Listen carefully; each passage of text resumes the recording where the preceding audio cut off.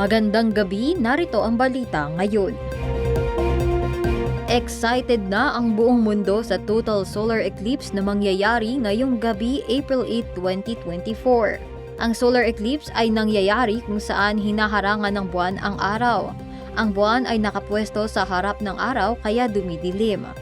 Ayon sa Pag-asa Astronomical Observatory, hindi masasaksihan ang solar eclipse sa Pilipinas ngayong taon at magiging visible lamang sa North America kasama ang Mexico, United States at Canada.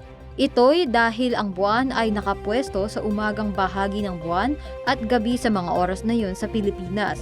Ang susunod na solar eclipse ay ma-experience sa Pilipinas sa April 20, 2042 at magiging visible sa Legazpi City.